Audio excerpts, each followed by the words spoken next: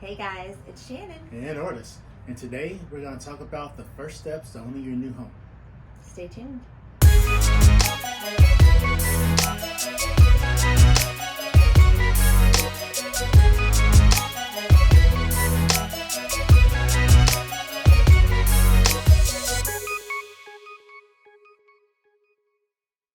So yes, today we wanted to talk about some of the crucial steps to owning your first home.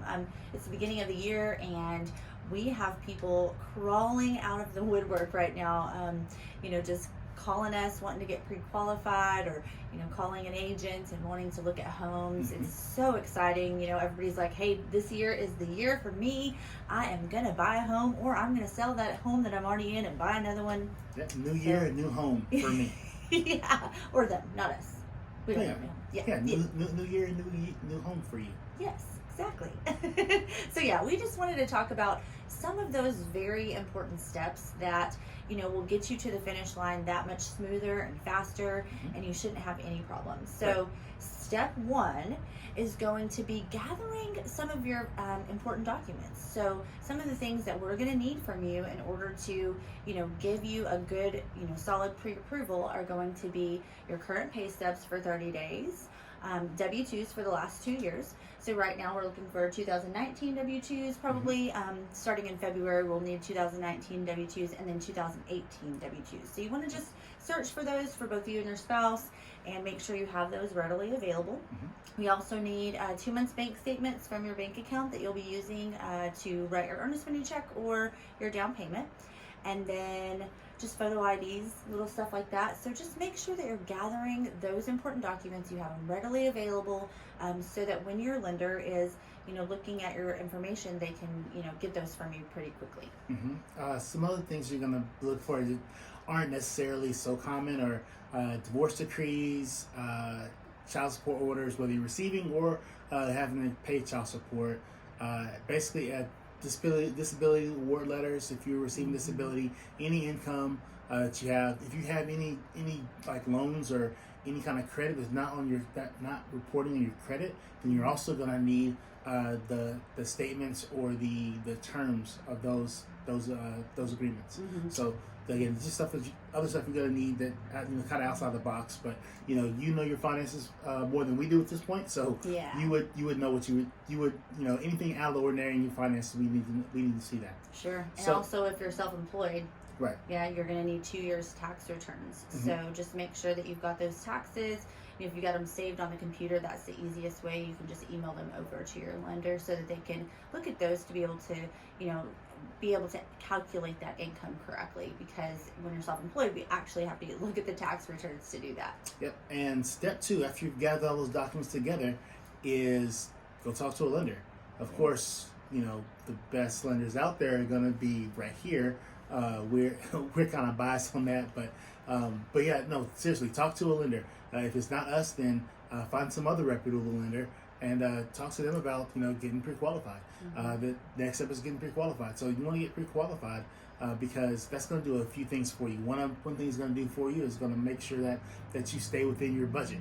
You're not going out and looking at $500,000 or $1 million homes, and your budget only can hold a $300,000 home, a payment for a $300,000 home. So that keeps you from wasting your time and looking at houses that, like I said, that are just a little bit outside your budget, because then if you look at something that is actually in your budget, typically it's not going to be anything that you like, because you've seen all the bells and whistles, and then now you're looking at just the whistles or just the bells, not the bells and whistles. Right. And also sometimes it's the opposite of that. You may only think that you can afford say $200,000, but actually you can afford more than that. And so when we as the lender look at those things, we can kind of go over, hey, where do you want your monthly payment to be? Where do you see that? And then we can kind of collaborate together to figure out what's the best price point for you. Yeah. So again, you may be right inside your budget, or maybe a little outside your budget, either above or below. But getting pre-qualified helps you figure that out. It also helps you figure out what house is in your budget. But and I forgot what I was gonna say. I really did. I'm sorry, y'all. No. But anyway, credit, like maybe if they've got some credit issues. Yeah, so if you got some credit issues, it helps figure out if there's something, helps you and your lender figure out if there's something that you got to work on.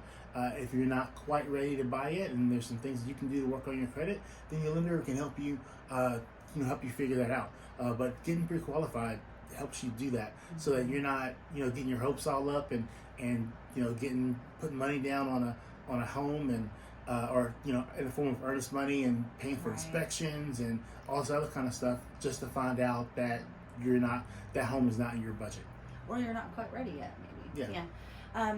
I would say too, just as a seller, sometimes sellers, let's just say that you already own a property, you're like, my credit's fine, don't worry, I'm good to go, bought a house before, know all the tricks. I think that it's really great when you are a seller and you're getting ready to sell a property and you know that you're going to have to purchase again, that you still get pre-qualified and talk to a lender. Because we have seen sometimes where, maybe something has happened in between the time that you last purchased and now, and there may be some blemishes or some things that have shown up on your credit report that you didn't know about, maybe some late payments that you just missed, or, just different things like that we've seen happen. And it puts you in a hard situation if you're already under contract to sell your home, and then you go get pre-qualified and find out that maybe you can't do that right just yet. So we don't want you to be in a situation where maybe you're going to be homeless because you're going to sell your house and now you can't buy.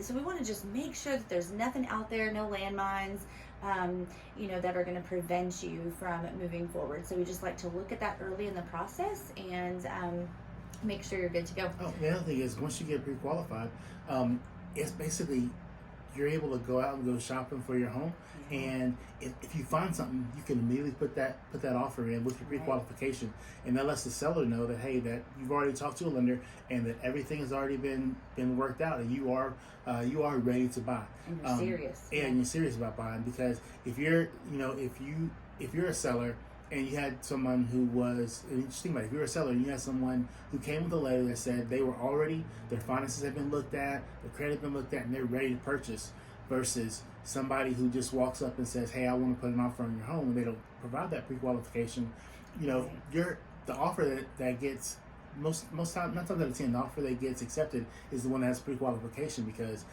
they know they're serious, and the seller knows at the end of the day they're going to be able to sell their house. So that just puts that that extra cherry on top of your offer whenever you get ready to make an offer. Right. Okay, so that was step 1 and 2. Step 3 is going to be, once you have that pre-qualification, like you are just ready to go shopping at that point. So basically what we're going to do is, of course, we're going to ask you if you've already got a real estate agent that you've contacted or spoken with, and if you don't, we're going to hook you up with one of our trusted real estate partners. We work with so many amazing people in our community, and even outside of our community, we've got resources everywhere to be able to set you up with a really good real estate agent, somebody that we've worked with in the past and that we trust. And so you'll contact that real estate agent, we'll put you in contact with them, and then they will start looking at houses that meet your criteria. So they're going to look at the amount that you are pre-qualified for, and ask you some questions about bedroom sizes and bathroom counts, and what school district do you want to be in, what neighborhoods are you looking for, things like that. And then they're going to compile a price list. range. Yeah, price range based on that pre-approval. And then they're going to compile a list together of some homes that are going to fit those needs for you, so that you can actually go out and start looking at those, scheduling appointments to go view the homes. And that's the really fun part, like going out and looking at these houses, and then stumbling upon that beautiful dream home that you've always wanted. And so you and your agent get to actually go out and do that. We don't get to be a part of that part. Ours is more behind the scenes paperwork stuff. Yeah, that's kind of the fun If you part. want to send us pictures of the homes, we'll definitely look at them and say, ooh, Yeah. So what's the next step? The next step is, once you find your home. Step 4? Sure. Step 4. You're keeping count, not me. Yeah. I think we're on step 4. Once you find your home, you put in an offer. You put in the offer consists of basically what you want to pay for the home. Now, at this point, your realtor is going to be very, very, very important in this part, and the reason why is because they're going to be your advocate. They're going to be the person going to bat for you in order to get the best price for the home, the best the best value and best deal that they can get you Mm-hmm. for your home that you want, whether that's getting your price lowered or getting something called seller concessions, which is basically a big long word that means the seller paying part of your closing costs, or getting that extra refrigerator that you wanted out of the home, or anything of that nature. Basically, they go to bat for you, and they go back to the seller and try to get your wants. Try to get first. They try to get your needs done, and then they try to get your wants as well. So, and then again, at this time is when basically the haggling, the negotiation between y'all and the sellers go back and forth, and then once that's completed, then your offer is accepted and you're now under contract. And that's where the fun begins for us. Right. That's the process for us, and we start working on your loan and getting everything sent in to the underwriter so that we can get your approval and clear close. So those are just the basic steps that you need to make sure that you're going to follow in order to get prepared and ready to buy that first home. So or any home. Yeah, any home. Yeah, second home, move up home, whatever. So if you have questions about that, always reach out to us. We're happy to help for sure. Yeah, so you can reach out to us at 254-295-0905 is our team phone number.